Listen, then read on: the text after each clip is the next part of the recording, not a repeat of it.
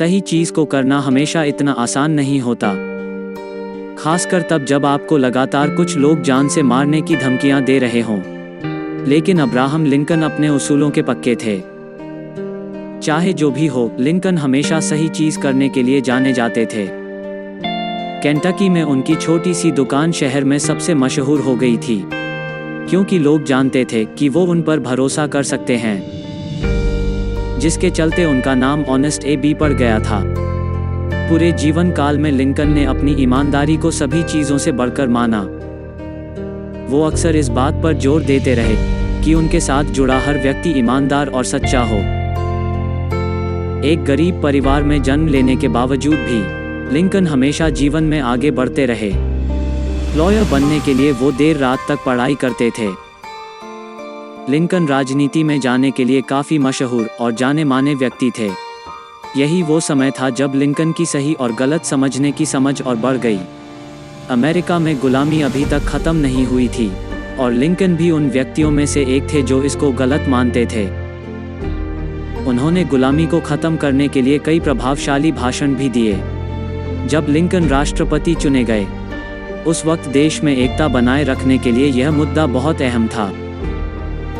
उत्तरी और दक्षिणी राज्यों में आपसी सहमति न होने के कारण यूएस सिविल वॉर शुरू हो गई। यह एक लंबा युद्ध था जिसमें कई लोगों को अपनी जान भी गंवानी पड़ी।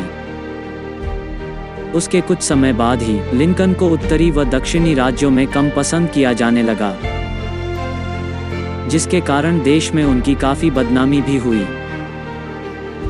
उत्तरी सेनाएं जंग जीत चुकी थी और लिंकन एक बार फिर देश के राष्ट्रपति बन गए थे।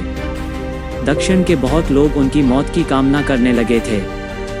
ये नफरत और ज़्यादा बढ़ने लगी जब लिंकन ने जनता से किया वादा पूरा किया और देश को गुलामी की बेड़ियों से आज़ाद किया। लगातार जान से मारने की धमकियां मिलने के बाद भी लिंकन अपने सिद्धांतों के पक्के थे। एक रात जब लिंकन अपनी पत्नी के साथ नाटक देखने गए थे, तब थिएटर में एक कलाकार जो लिंकन की राजनीति को नापसंद करता था, उसने लिंकन की गोली मारकर हत्या कर दी। पूरे देश में गंभीर शोक का माहौल था। अमेरिका ने अपने मजबूत और सज्जन नेता को खो दिया था।